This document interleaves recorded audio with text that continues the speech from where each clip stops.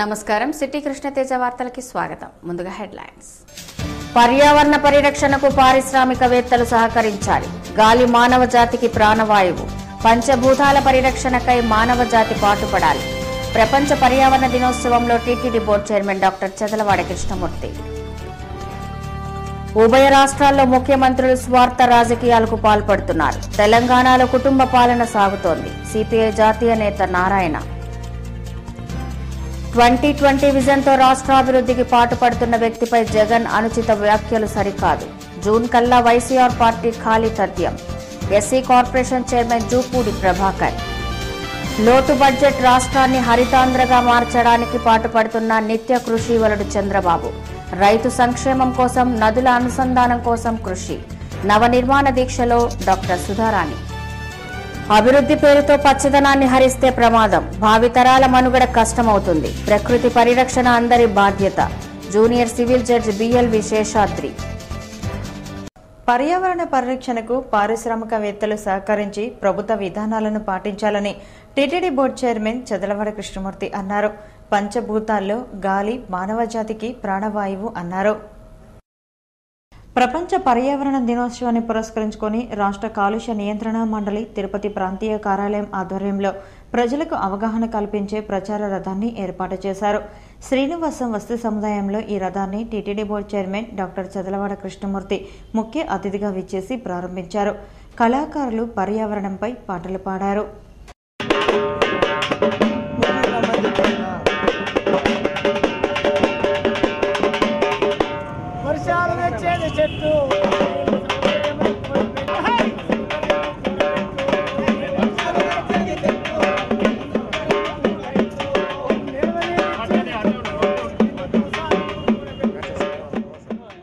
మనిషికి గాలి ప్రాణాధారమని, అలాగే పంచభూతాలు ప్రకృతి దేవుడు సృష్టించిన వాటిని కాపాడుకోవాలని చదలవాడ కృష్ణమూర్తి పిలుపునిచ్చారు. భూమి, నీరు, ఆకాశం, వాయువు, తేతరాలు భగవంతుడి సృష్టి అని, అలాంటి పంచభూతాల కాలుష్య నియంత్రణకు ప్రభుత్వం విశేషంగా కృషి చేస్తోందన్నారు. మన జీవితాలు, మన ఆరోగ్యం బాగుండాలంటే పర్యావరణ పరిరక్షణ ఎంతో అవసరమన్నారు.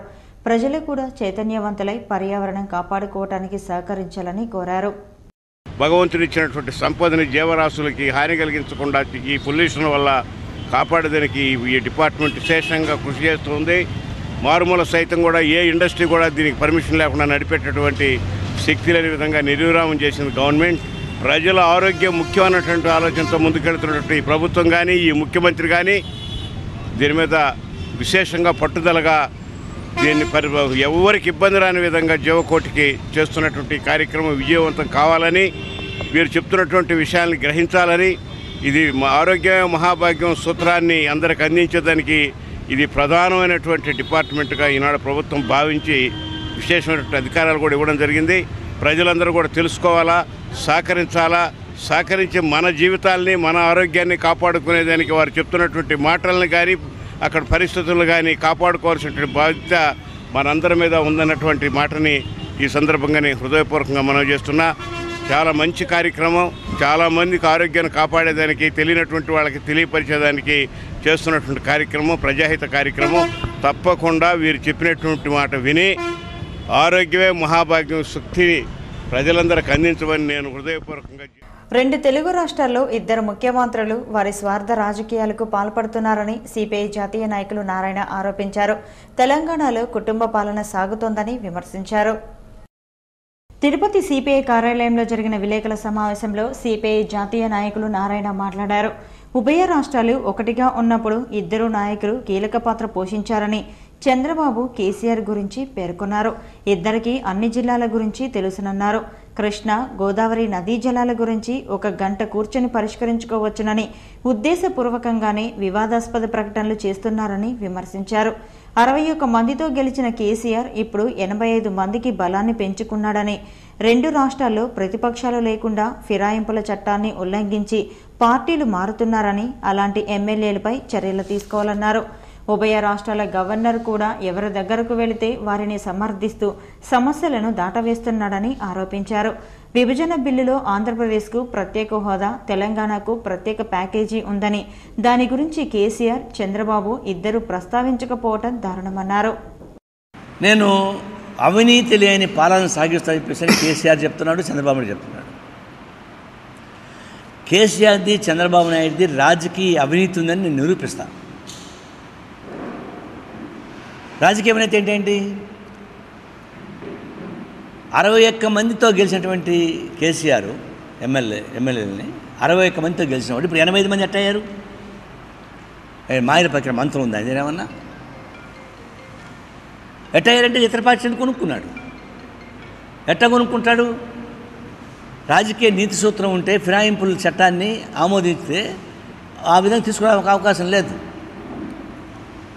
వాళ్ళు రాజీనామా చేసుకొని మళ్ళీ పొడి చేసి రావచ్చు, మనకేం అభ్యంతరం లేదు.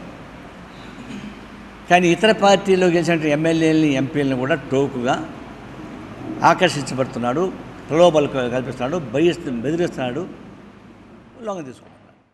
కేంద్రంలో అటు మోడీ కూడా 2 రాష్ట్రాల పరిస్థితిని పట్టించుకోవటం లేదన్నారు. భారతదేశానికి 2 ప్రమాదాలు పొంచి ఉన్నాయని ప్రాంతీయ పార్టీలతో బీజేపీ జతకట్టాలని చూడటం ఒకటైతే, జాతీయ పార్టీతో పొత్తు పెట్టుకోవడానికి ప్రాంతీయ పార్టీలు తహతహలాటం రెండవదన్నారు. ఆంధ్రాకి ప్రత్యేక హోదా, తెలంగాణకి వెనకబడిన ప్రాంతానికి ప్రత్యేక ప్యాకేజీ, ఈ 2 కమిట్మెంట్స్ ఉన్నాయి. మీరు ఇద్దరు కలిస్తే కానీ ప్రైమ్ మినిస్టర్కి పోయి నా ప్రత్యేక హోదా నాకు ఇవ్వని ఈయన అడగచ్చు, ప్యాకేజీ ఇవ్వని ఆయన అడగచ్చు. అట్టా 2 రాష్ట్రాలు కలిసి గట్టిగా మాట్లాడితే ప్రైమ్ మినిస్టర్ కాదని ప్రసక్తి లేదు. ఎందుకంటే 2 రాష్ట్రాలు పోకుండా ఏం చేస్తుంటారు ఆయన? వాళ్ళ పార్టీ మిగలాలి కదా, దాని జోలికి పోవడం నాకు. అందువల్ల ఆయన కూడా ఏంటి, వీడు కలవకుండా ఉంటేనే మేలు, ఇద్దరిని ఎగేసి కొట్లాడుకోండి, ఇద్దరు కలిసి విడివిడికి వచ్చి నాకు కాళ్ళ మీద పడండి. ఆయన కూడా మంత్రి పదవి ట్రై చేస్తున్నాడు. కేసీఆర్ కూడా బయటకు వాడికి పోతాడు, ప్యాకేజ్ కోసం పోతాడు, లోపల పోయి ఆయన కాళ్ళు పట్టుకుని ఆ కూతురికి ఉద్యోగం ఇవ్వమని చెప్తాడు, బయటకు వచ్చి ఆయన కొట్టాడని చెప్తాడు. ఇది ఒక విధంగా 2 రాష్ట్ర ముఖ్యమంత్రులు అటు తెలంగాణ ప్రాంతానికి ఆంధ్ర రాష్ట్ర ప్రాంతానికి అన్యాయం చేస్తున్నారు. ప్రపంచానికి పరిచయం చేయవలసిన అవసరం లేని వ్యక్తి సూర్యుడితో పోటీపడి విజన్ కోసం రాష్ట్రాభివృద్ధికి పాటుపడుతున్న చంద్రబాబుపై జగన్ అనుచిత వ్యాఖ్యలు చేయడం ఆయన రాజకీయ సంకుచిత్వాన్ని తెలియజేస్తోందని జూపూడి ప్రభాకర్ విమర్శించారు. ప్రెస్ క్లబ్లో విలేకరుల సమావేశంలో జగన్ తీరుపై మండిపడ్డారు. విజన్ 2020తో పాటు 2050 నాటికి రాష్ట్రాన్ని ప్రపంచంలో అగ్రభాగాన్ని నిలపాలని ముఖ్యమంత్రి చంద్రబాబు పోటీ పడుతుంటే రాష్ట్రాభివృద్ధికి సహకరించని వ్యక్తి విమర్శించడం సిగ్గుచేటన్నారు. రాజకీయాల్లో ప్రతిపక్ష నేతగా పూర్తిగా విఫలమైన ఆయనలో మార్పు రాలేదని అన్నారు. అమరావతి శంకుస్థాపన నిర్మాణానికి ఆహ్వానించినా రాలేదని, ఆయనకు రాష్ట్ర ప్రజలపై ఎంత ప్రేమ ఉందో తెలుస్తోందని అన్నారు. జూన్ చివరి నాటికి ఆ పార్టీ ఖాళీ అవడం ఖాయమని, 2019లో ఎవరిని కొడతారో తెలుస్తుందని అన్నారు. అసెంబ్లీలో సస్పెండ్కు గురైన ఆయన ఇంకా కళ్లు తెరవలేదని అన్నారు. ఎస్సీ కార్పొరేషన్ ద్వారా 109 కోట్లతో ఎస్సీల సంక్షేమాన్ని కృషి చేస్తామని అన్నారు. 13 జిల్లాల్లో 10 కోట్లతో ఎస్సీలకు రుణాలు అందజేయడంతో పాటు ఒక్కో జిల్లాలో వృత్తి నైపుణ్యంలో శిక్షణ ఇచ్చి ఉద్యోగ అవకాశాలు కల్పిస్తామని అన్నారు. సోమవారం చిత్తూరులో కార్పొరేషన్ లబ్ధిదారులకు అవగాహన సదస్సు నిర్వహిస్తామని అన్నారు. దాన్ని ఈరోజు అమరావతిని రాజధానిగా చేస్తే అది అక్కడ ఉండటానికి లేదు, ఇక్కడ ఉండాలి. దాదాపు 4-5 అసెంబ్లీ సెషన్స్ అయిపోయినాయి. అసెంబ్లీలో మాట్లాడటం చేత కావటం లేదు, పారిపోయారు. అంబేద్కర్ ఆలోచన విధానాన్ని తీసుకోవడానికి మీరు నిరాకరించారు. చంద్రబాబు నాయుడు గారు 125 అడుగుల పొడవైనటువంటి అంబేద్కర్ విగ్రహాన్ని అమరావతిలో పెడతానంటే ఎవరి అంబేద్కర్ అన్నట్టుగా మీరు అసెంబ్లీ నుంచి పారిపోయారు, నెట్టివేయబడ్డారు. అనంతరం పలువురు టీడీపీ నాయకులు ఆయన దుస్సాలవలతో సత్కరించారు. లోటు బడ్జెట్ రాష్ట్రాన్ని హరితాంధ్రప్రదేశ్గా మార్చడానికి పాటుపడుతున్న నిత్య కృషివలుడు మన రాష్ట్ర ముఖ్యమంత్రి చంద్రబాబు అని డాక్టర్ సుధారాణి అభివర్ణించారు. రైతులకు రుణమాఫీ చేసి ఆదుకున్నారని పేర్కొన్నారు. నవనిర్మాణ దీక్ష చర్చా కార్యక్రమంలో భాగంగా తిరుపతి కార్పొరేషన్ కార్యాలయంలో వ్యవసాయం అనుబంధ విషయాల్లో పురోగతి, భవిష్యత్ కార్యక్రమాల అంశంపై చర్చ జరిగింది. రైతాంగానికి అన్ని రంగాల్లో లబ్ధి చేకూర్చడానికి ముఖ్యమంత్రి చంద్రబాబు కృషి చేస్తున్నారని సదస్సుకు హాజరైన టీడీపీ వైద్య విభాగం జిల్లా అధ్యక్షులు డాక్టర్ సుధారాణి తెలిపారు. ప్రతి కుటుంబానికి 1.5 లక్షల చొప్పున రాష్ట్రంలో 24,000 కోట్ల రుణమాఫీ చేశారని, వ్యవసాయానికి విద్యుత్ అందజేస్తున్నారని అన్నారు. కృష్ణా గోదావరి నదుల అనుసంధానం వల్ల 8.5 లక్షల ఎకరాలకు సాగునీరు అందించారని పేర్కొన్నారు. మిగులు జలాలను రాయలసీమ జిల్లాలకు తరలించడం వల్ల కరువును జయించగలిగామని పేర్కొన్నారు. నీరు చెట్టు ఇంకుడు గుంతల వల్ల 90% వర్షపు నీటిని ఆదా చేసుకుని చెరువులు నిండాయని అన్నారు. పంట సంజీవిని పథకం రైతుకు మేలు చేసిందని అన్నారు. విజన్తో పనిచేస్తున్న ముఖ్యమంత్రి ఆశయ సాధనకు రైతులు, ప్రజలు సహకరించాలని అన్నారు.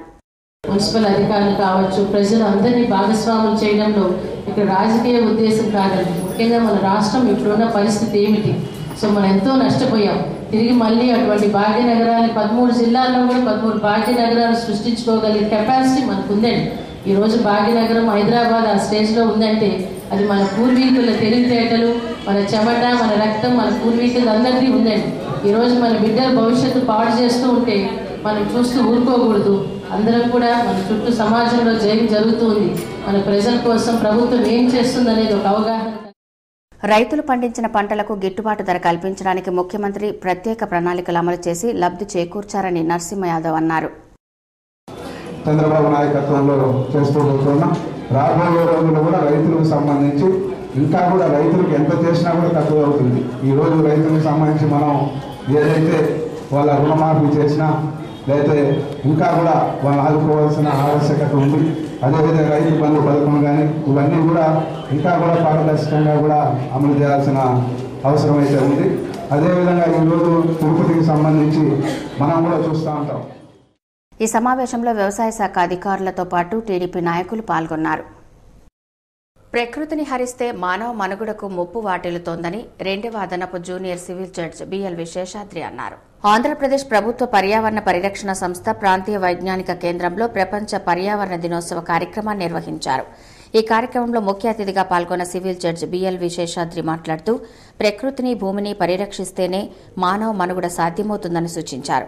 అభివృద్ది పేరుతో పచ్చదనాన్ని హరించి వేయడం చాలా ప్రమాదకరమని అన్నారు. పర్యావరణంలో ఆక్సిజన్ శాతం కన్నా కార్బన్ డయాక్సైడ్ శాతం పెరుగుతోందని, దీని కారణంగానే ప్రకృతిలో అనేక మార్పులు చోటు చేసుకుంటున్నాయని అన్నారు.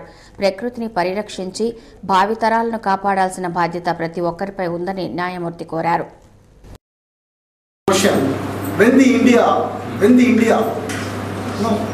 ఇండియాలో ఎప్పుడు ఎన్విరాన్మెంట్ డే కండక్ట్ చేశారు? ఎవరైనా చెప్పగలరా? Very good.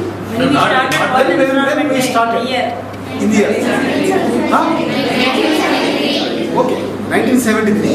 Every year one country host the environment day. India ఏ రోజు హోస్ట్ చేసింది? ఏ సంవత్సరం ఇండియా హోస్ట్ చేసింది ఎన్విరాన్మెంట్ డే? అనంతరం పర్యావరణ పరిరక్షణ పట్ల విద్యార్థులకు నిర్వహించిన వివిధ పోటీల్లో గెలుపొందిన విజేతలకు బహుమతులు ప్రదానం చేశారు. అభివృద్ధి దశలో నడుస్తున్నాం.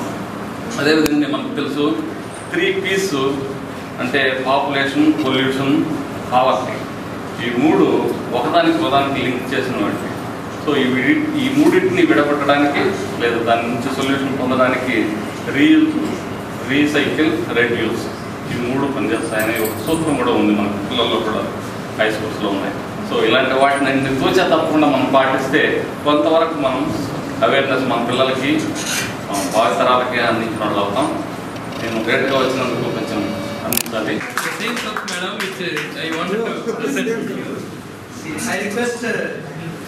Madam Sasikala to please hand over one cup to the Professor T. Damodaram.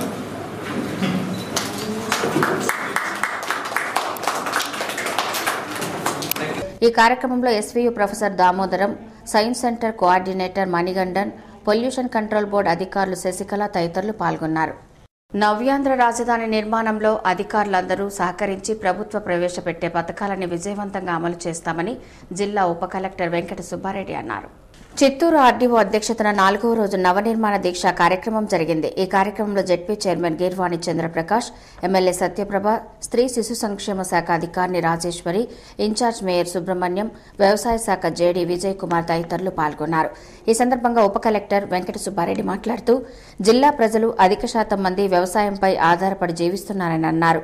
రాష్ట్ర ప్రభుత్వం వ్యవసాయ రంగ అభివృద్ధికి అనేక పథకాలను అమలు చేసిందని అన్నారు. వీటిని రైతులు సద్వినియోగం చేసుకోవాలని సూచించారు. 34,000 ఎకరాల ల్యాండ్ పూలింగ్లో ఒక చారిత్రాత్మకమైన విషయంగా ఒక పైసా ఆశించకుండా ఆయన మాట మీద గౌరవం, నమ్మకంతో రావడం చాలా గర్వించదగ్గ విషయం. ఇవన్నీ చూసినప్పుడు ఆయనకు జనాభాలో మనం ఉన్న 5 కోట్ల జనాభాలో 65% పైగా వ్యవసాయ అనుబంధ రంగాల మీద ఆధారపడి ఉన్నారు. ఇవన్నీ చూసి ఆయన ఈ వ్యవసాయాన్ని పూర్తి స్థాయిలో అభివృద్ధి చేయకపోతే మన రాష్ట్ర అభివృద్ధి కుంటుపడుతుందనే ఉద్దేశంతో 7 మిషన్లు పెట్టినప్పటికీ మొట్టమొదటి అవకాశం ప్రాథమిక రంగ మిషన్కి. కమ్యూనిస్టులకు రాష్ట్రం ఒకటిగా ఉండడం ఇష్టం లేకనే విభజించడానికి సహకరించారని జూపూడి ప్రభాకర్ అన్నారు. రాష్ట్రానికి ప్రత్యేక హోదాపై చంద్రబాబు కృషి చేస్తున్నారని తెలిపారు.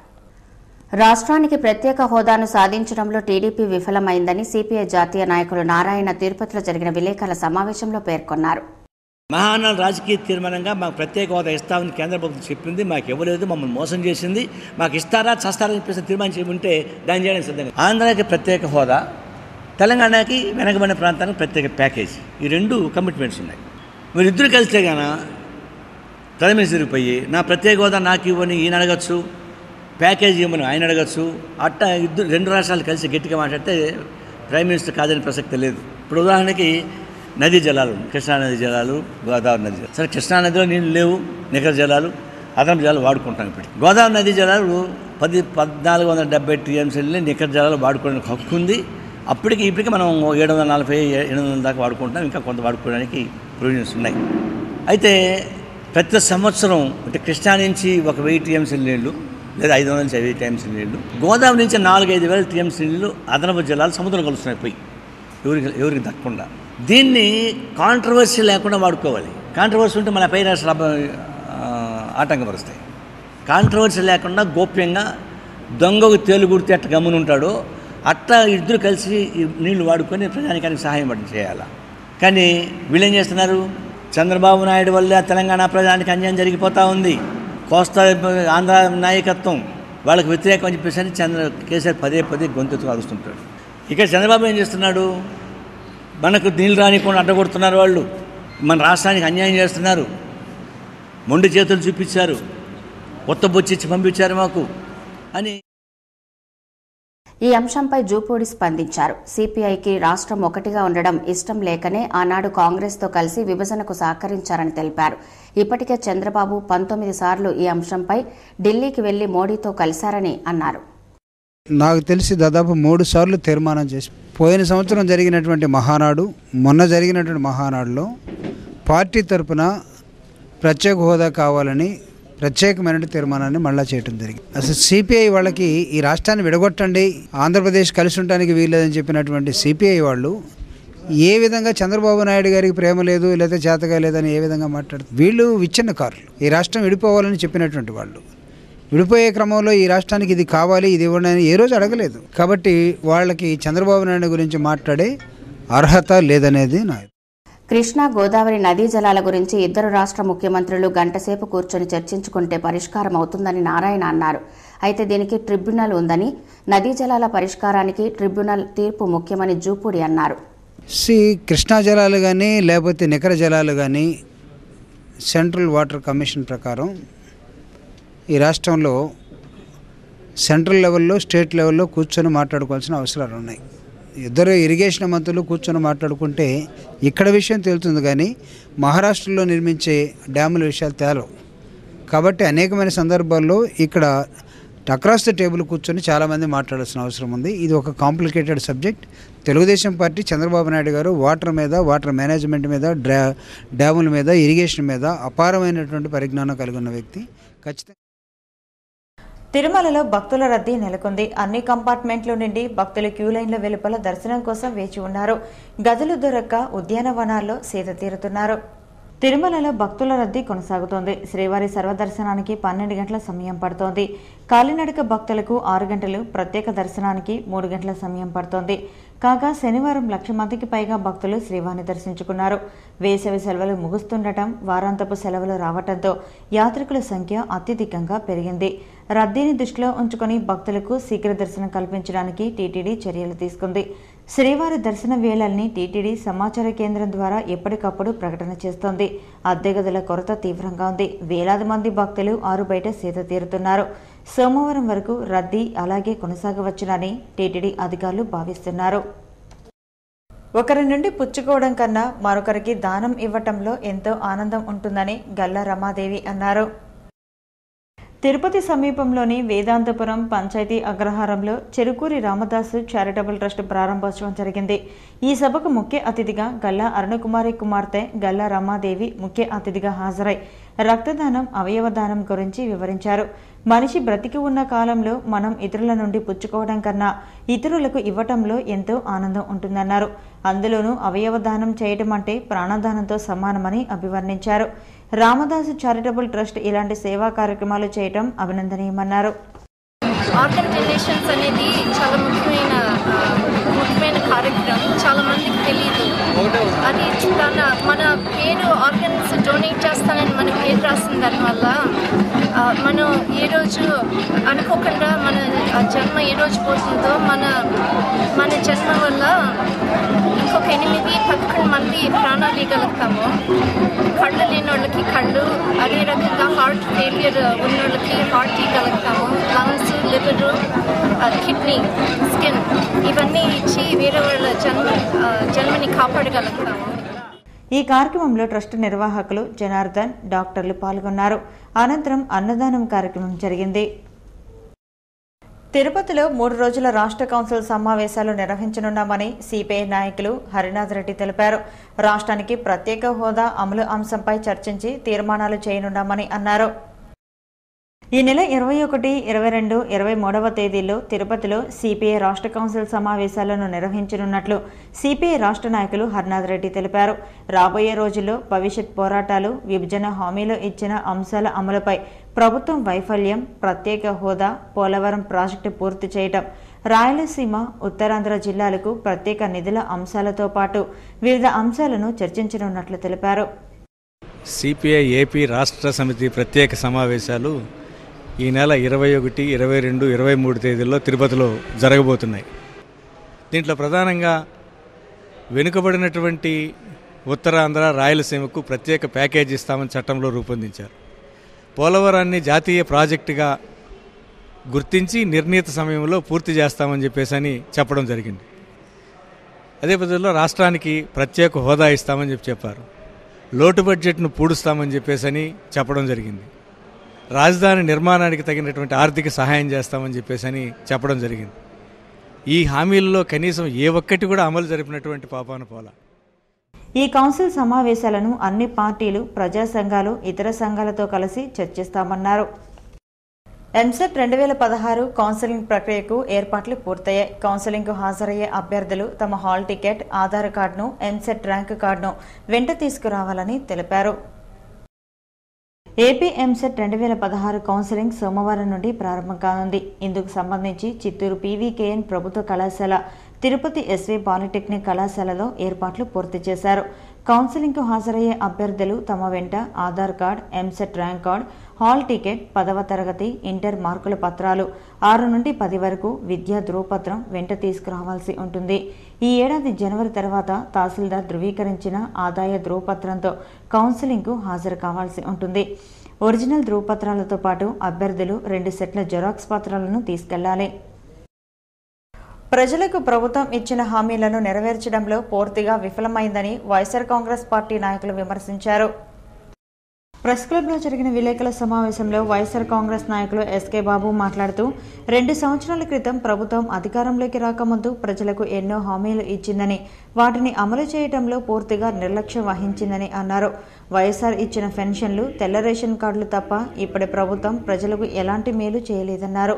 ప్రత్యేక హోదాపై బీజేపీకి అల్టిమేటం ఇవ్వలేని పరిస్థితిలో ఉందని పేర్కొన్నారు. రాజ్యసభ సీటు విషయంలో బీసీలకు అన్యాయం జరిగిందన్నారు. అర్హులైన పేదలందరికీ ఇళ్ల స్థలాలు మంజూరు చేసేంత వరకు సిపిఎం ఆధ్వర్యంలో చేస్తున్న పోరాటం ఆగదని సిపిఎం మండల పార్టీ అధ్యక్షుడు వెంకటరమణ అన్నారు. రేణిగుంట సిపిఎం పార్టీ కార్యాలయంలో ఆదివారం ఇళ్ల స్థలాలకు అర్హులైన పేదల జాబితాను స్వీకరించారు. ఈ సందర్భంగా ఆయన మాట్లాడుతూ రెవెన్యూ అధికారులు రేణిగుంటలో 2007వ సంవత్సరంలో ఇందిరమ్మ ఇల్లు మంజూరు చేసిన కోర్టు వివాదాల కారణంగా పెండింగ్ పడిందని అన్నారు. ప్రస్తుతం రెవెన్యూ అధికారులకు అనుకూలంగా తీర్పు ఇచ్చినా ఎలాంటి చర్యలు తీసుకోవడం లేదని చెప్పారు. పేదల కోసం తాము చేస్తున్న పోరాటానికి ప్రతి రాజకీయ పార్టీ నాయకుడు భాగస్వామ్యం కావాలని పిలుపునిచ్చారు. 2007లో ఇచ్చింది ఇప్పటి వరకు కూడా ఆ స్థలాలు కోర్టు వివాదం వల్ల ఆగింది. ఇక్కడున్న మేము ఇంటి స్థలాల పోరాట కమిటీ ఆధ్వర్యంలో కోర్టులో పోయి పేదలకు అనుకూలంగా సాధించిన రెవెన్యూ వాళ్ళు ఇంతవరకు పట్టించుకోలేదు. రీసెంట్గా పోయి మాట్లాడి ఇవన్నీ ఘర్షణ జరిగిన తర్వాత రెవెన్యూ వాళ్ళు మొన్న ఏం చెప్పారంటే, ఇదిగో ఇప్పుడే మేము వాళ్ళకి నోటీస్ పంపించాము. వాళ్ళు నోటీసు లాయర్ ద్వారా పంపిస్తారంట, మనం పంపించినారు. ఈ కార్యక్రమంలో సిపిఎం నాయకులు హరినాథ్, మహిళలు ధనమ్మ, వాణిశ్రీ తదితరులు పాల్గొన్నారు. రాష్ట్రంలో అధికార పార్టీ ప్రతిపక్ష పార్టీల నోర్లను నొక్కే ప్రయత్నం చేస్తున్నదని, ఇది పూర్తిగా అప్రజాస్వామ్యమని వైసీపీ జిల్లా కన్వీనర్ జంగాల్పల్లి శ్రీనివాసులు ఆరోపించారు. చిత్తూరులోని వైసీపీ కార్యాలయంలో జరిగిన విలేకరుల సమావేశంలో ఆయన మాట్లాడుతూ ప్రతిపక్ష పార్టీలకు చెందిన ఎమ్మెల్యేలను ప్రలోభాలకు గురి చేయడం తగదని అన్నారు. ప్రజల సమస్యలను ఎత్తిచూపే ప్రయత్నం చేస్తున్న ప్రతిపక్ష పార్టీలపై అధికార పార్టీ వ్యవహరించే తీరును ఆయన తప్పుపట్టారు. అధికార పార్టీ విధానాన్ని వ్యతిరేకించారు. ఈ సమావేశంలో వైసీపీ నాయకులు పురుషోత్తం రెడ్డి, జగదీష్, నారాయణ, సురేష్ బాబులు పాల్గొన్నారు. నిరుద్యోగుల వృత్తి చేస్తానన్నాడు, నిరుద్యోగ వృత్తి కల్పించలేదు. ఇట్లా చెప్పిన మాటలన్నీ కూడా ఎన్నెన్నో చేశాడు. ఆఖరికి తప్పుడు వాగ్దానాలు చెప్పి దయచేసి ఈరోజు చిత్తూరులో తెలుగుదేశం పార్టీ నాయకులు కూడా ఆత్మ విమర్శ చేసుకోవాలి. రాయలసీమ లాంగ్వేజ్లో తప్పు చేస్తే ఎన్నో అంటారు, నువ్వు తప్పు చేసావు అంటారు, నువ్వు చెప్పింది చెయ్యి మేమనం అని మేము ఈరోజు డిమాండ్ చేస్తున్నాం. దయచేసి ఇటువంటి పనులు పునరావృతం చేస్తే మంచిది కాదు తెలుగుదేశం పార్టీ నాయకులను కూడా. ఇక తిరుమల సమాచారం. తిరుమలలో భక్తుల రద్దీ కొనసాగుతోంది. ఆదివారం సాయంత్రానికి 51,270 మంది భక్తులు శ్రీవారిని దర్శించుకున్నారు. సర్వదర్శనానికి అన్ని కంపార్ట్మెంట్లలో భక్తులు వేచి ఉన్నారు. వారికి 10 గంటల దర్శన సమయాన్ని కేటాయించారు. నడకదారి భక్తులు అన్ని కంపార్ట్మెంట్లలో వేచి ఉన్నారు. వారికి 7 గంటల వ్యవధిలో దర్శనాన్ని టీటీడీ అధికారులు కల్పిస్తున్నారు. తిరుమలలో సోమవారం అందుబాటులో ఉండే వసతి సదుపాయాల వివరాలు ఇలా ఉంటాయి. 500 రూపాయల గదులు 10, 600 రూపాయల గదులు 6 అందుబాటులో ఉన్నాయి. అలాగే సోమవారం అందుబాటులో ఉండే ఆర్జిత సేవా టికెట్ల వివరాలు ఇలా ఉంటాయి. సహస్రదీపాలంకరణ సేవా టికెట్లు 21 అందుబాటులో ఉన్నాయి. కాగా ఆదివారం తిరుమలకు వచ్చిన భక్తులు 18 లక్షల రూపాయలను అన్నదానం, ప్రాణదానం, గోసంరక్షణ, బర్డ్ ట్రస్టులకు విరాళంగా అందజేసినట్లు టీటీడీ అధికారులు తెలిపారు. పోస్టాఫీస్ ద్వారా భక్తులకు విక్రయించే ప్రత్యేక ప్రవేశ దర్శనం టికెట్ల వివరాలు ఇలా ఉంటాయి. సోమవారం ఉదయం 10 గంటల నుంచి రాత్రి 7 గంటల వరకు అందుబాటులో ఉండే దర్శన టికెట్ల వివరాలు ఇలా ఉంటాయి. 3 గంటలకు 22, 4 గంటలకు 18, 5 గంటలకు 10, 6 గంటలకు 28, 7 గంటలకు 16 అందుబాటులో ఉన్నాయి. Bullion market. Tirupati bullion gold jewellery and silver merchant association సమాచారం మేరకు సోమవారం లోకల్ బులియన్ మార్కెట్లో బంగారం, వెండి ధరలు ఇలా ఉంటాయి. 24 క్యారెట్ల అపరంజి బంగారం 10 గ్రాముల ధర 29,950 రూపాయలు. 22 క్యారెట్ల నగల బంగారం 1 గ్రాము ధర 2,790 రూపాయలు. వెండి 1 కేజీ ధర 39,780 రూపాయలు. రీటైల్ వెండి 1 గ్రాము ధర 42 రూపాయల 52 పైసలు. వార్తలు ముగించే ముందు ముఖ్యాంశాలు మరోసారి చూద్దాం. పర్యావరణ పరిరక్షణకు పారిశ్రామికవేత్తలు సహకరించాలి. గాలి మానవ జాతికి ప్రాణవాయువు. పంచభూతాల పరిరక్షణకై మానవ జాతి పాటుపడాలి. ప్రపంచ పర్యావరణ దినోత్సవంలో TTD board chairman doctor Chadalavada Krishnamurthy. ఉభయ రాష్ట్రాల్లో ముఖ్యమంత్రులు స్వార్థ రాజకీయాలకు పాల్పడుతున్నారు. తెలంగాణలో కుటుంబ పాలన సాగుతోంది. సిపిఐ జాతీయ నేత నారాయణ. 2020 విజన్తో రాష్ట్రాభివృద్ధికి పాటుపడుతున్న వ్యక్తిపై జగన్ అనుచిత వ్యాఖ్యలు సరికాదు. జూన్ కల్లా వైసీఆర్ పార్టీ ఖాళీ తథ్యం. SC corporation chairman Jupudi Prabhakar. లోటు బడ్జెట్ రాష్ట్రాన్ని హరితాంధ్రగా మార్చడానికి పాటుపడుతున్న నిత్య కృషివలుడు చంద్రబాబు. రైతు సంక్షేమం కోసం, నదుల అనుసంధానం కోసం కృషి. నవనిర్మాణ దీక్షలో డాక్టర్ సుధారాణి. అభివృద్ధి పేరుతో పచ్చదనాన్ని హరిస్తే ప్రమాదం. భావితరాల మనుగడ కష్టమవుతుంది. ప్రకృతి పరిరక్షణ అందరి బాధ్యత. Junior civil judge BLV Seshadri. ఈ వార్తలు ఇంతటితో సమాప్తం. నమస్కారం.